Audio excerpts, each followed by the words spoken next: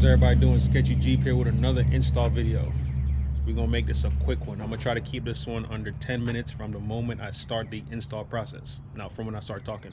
All right, so we're installing the FrontRunner rack accessory onto the Diamondback.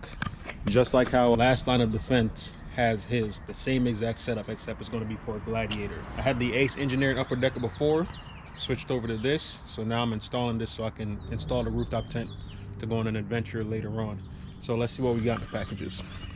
So we're gonna have the leg mounts over here. We have the legs themselves, 4 of them. We have the caps for the rails, and we have some mounting hardware. Then we have the 2 rails that I'm gonna be using. I might go ahead and upgrade to 3, depending on how everything installs. Then I have the seals that's gonna go under the tracks. I have 2 tracks right here. What I'm going to do with the tracks is I'm going to cut them to length.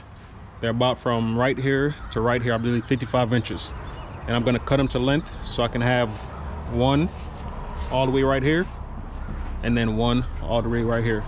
So I already marked it. Let's get ready to cut it. So what I did real quick before I started cutting the track was I marked it where the edges meet the Diamondback. And I guess the Diamondback is a little curved, so it's a little bit off. And the reason why I did that is because once I cut it, I still want the track to be somewhat straight all the way across, even with this gap right here. So that's why I marked it right here like that. So now I'm about to get ready to cut it.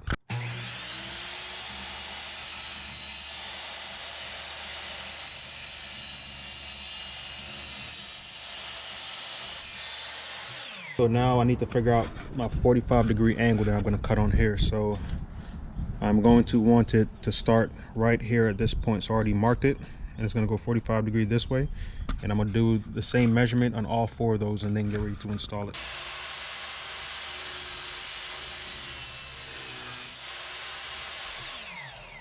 Now I'm going to spray the exposed aluminum with a Radican. All right, let that dry for a little bit, then we'll begin to start mounting it on the Diamondback. So the paint finally finished drying, and I've now roughly mounted it. Something you want to pay attention to is when you're positioning it on the lids of the Diamondback, you want to make sure that this pre-drilled hole that you see right here on this side, that's by the gutter, is not facing that direction, because you won't be able to put the bolt on this side because of that gutter. So you want to flip it around and have it on this side where you can access it, and then the next pre-drill hole is going to be further down from that gutter. Now I am going to add more bolts to this. I don't feel comfortable with just 2 bolts holding this down, so I'm going to go ahead and rough mount it and then go on Amazon or my local hardware store, and I'm going to pick up more hardware so I can secure it a little bit more. But for now, I think it should be good.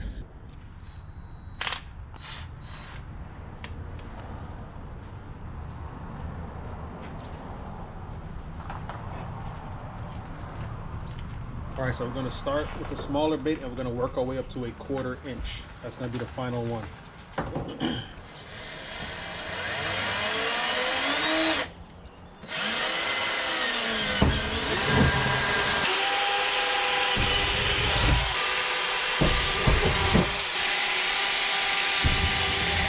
So before we move any further with the install, I took the gasket portion of it, cut it in half.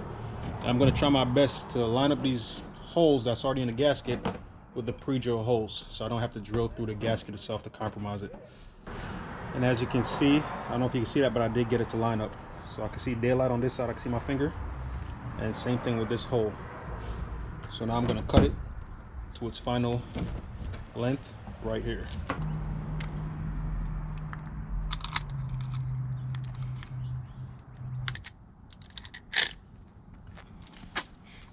Now I'm going to take the provided screw, drop it in so it's flush, and I'm going to go from the bottom with the washer and the bolt, 10 mil, and then a 4 mil for the screw, and tighten everything down.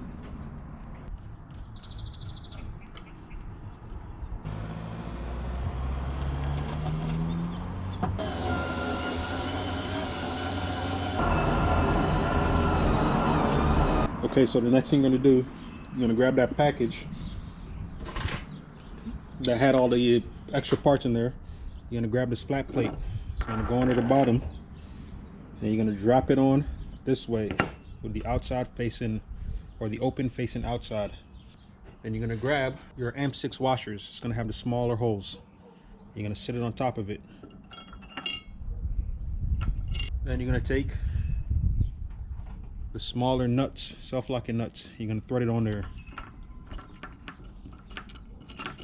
Okay, so you kind of have to line everything up and tighten it down, and you only get one chance because this is going to cover up those bolts. So what I did was I took my slats, ran it across.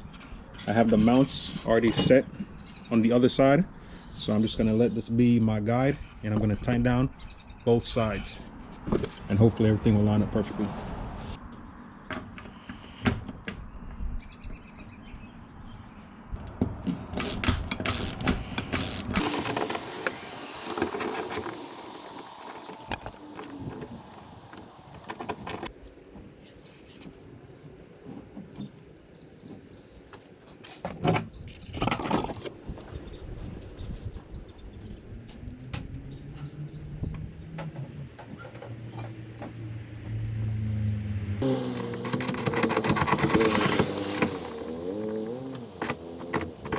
From here, you install the bigger bolt, the lock washer, the flat washer, and this plate on the back, which have the captive nuts installed on it, and you tighten it down with a 5mm Allen key.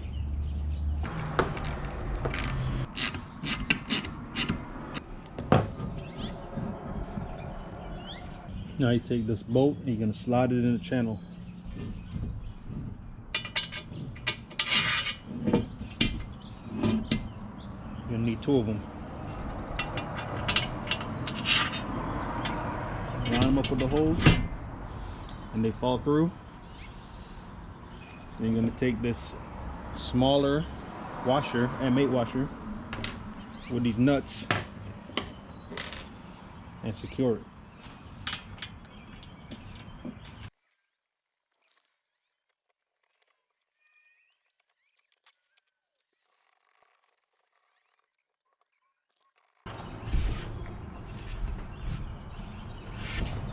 Then we do the same thing up front.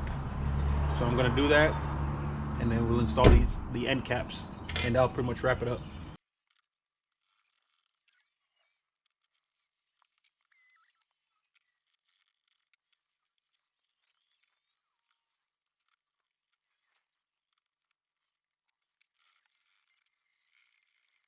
All right, so that wraps up the install. Let's take a look at it.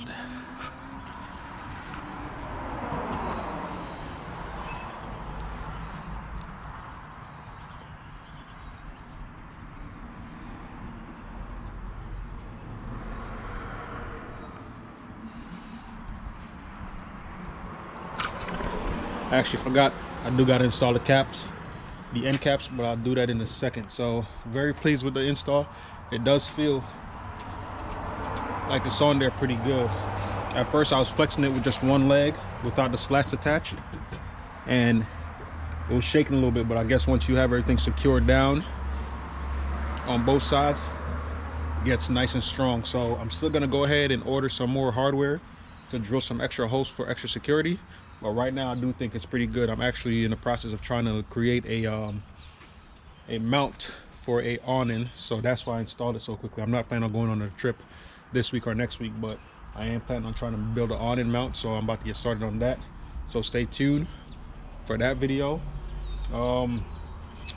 Real quick, because I really think that it's cool that they did this, so I'm gonna go ahead and take some time to shout out some people, you know what I'm saying, because everything was installed. 10-minute stops now, by the way. So shout out to Josephine,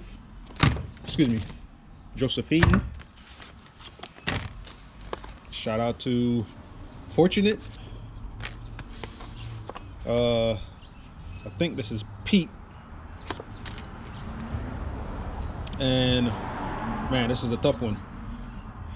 Nantwala,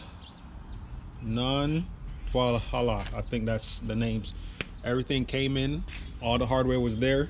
They tell you who packed your stuff for you, so giving them a quick shout out. I was about to throw somebody under the bus real quick. Matter of fact, I have his in a separate pocket. Thado, I'm probably pronouncing that wrong, but I thought I was missing some hardware, but it was just hidden. It was actually in the package, so shout out to him as well. Everything came in. I'm very happy with the way it turned out. So again, happy with the way things turned out. I think it looks really good, and I'm sure I'm still able to take off the whole entire Diamondback with everything still mounted up, and if not, it doesn't take too long to remove it. So shameless plug, follow me on YouTube, Sketchy Jeep, Instagram, Sketchy Jeep. Again, thank you for watching. Y'all have a good one.